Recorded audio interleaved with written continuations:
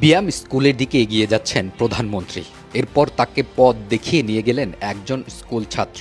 তার হাত ধরে যেভাবে প্রধানমন্ত্রী তারেক রহমান কথা বলছিলেন, যেন মনে হচ্ছিল দুজনের আগে থেকেই আছে পরিচয়। তাই এই দৃশ্য এতটাই প্রাণবন্ত লাগছিল যেন চোখ ফেরানোর সুযোগ নেই। ভবিষ্যৎ বাংলাদেশের রূপকার এরাই, যারা আজ শৈশবের রাস্তা পাড়ি দিচ্ছেন। এমন সব শিশুদের সাথে দেখা করতে এসে নিজেই যেন বনে গেলেন শিশু। খেয়াল করে দেখুন, প্রধানমন্ত্রী তারেক রহমান যখন তাদের সাথে কথা বলছিলেন, তার শারীরিক অঙ্গভঙ্গি ছিল খুবই আনন্দময় আর শিশুসুলভ। আজ ব্যায়াম স্কুলে ছেলে মেয়েদের ক্লাসরুমে গিয়ে গিয়ে দেখা করেছেন প্রধানমন্ত্রী তারেক রহমান, যাকে বলে ফাদার ফিগার।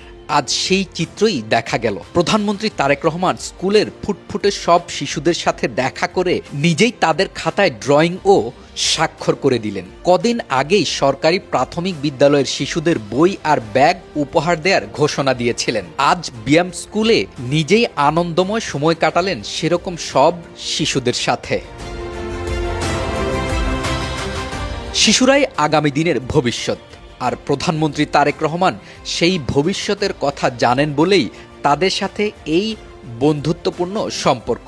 এই চিত্র আমাদের সকলের বাবা মায়ের জন্য একটা সুন্দর বার্তাও দেয়। ছোট শিশুদের সাথে কিভাবে মার্জিত আচরণ করতে হবে সেই দিক নির্দেশনাও দেয়।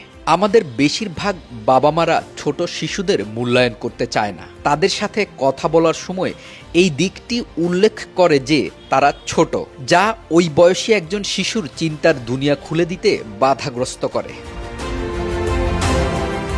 তাই সকল বাবা মায়ের জন্য প্রধানমন্ত্রীর শিশুদের সাথে মিলে যাওয়া এবং তাদের মূল্যায়ন করার দিক হতে পারে এক অনন্য উদাহরণ। আর যাদের ড্রয়িং খাতায় প্রধানমন্ত্রী তারেক রহমান তার স্বাক্ষর করেছেন, তাদের জন্য এই স্মৃতি একদিন গল্প হয়ে উঠবে।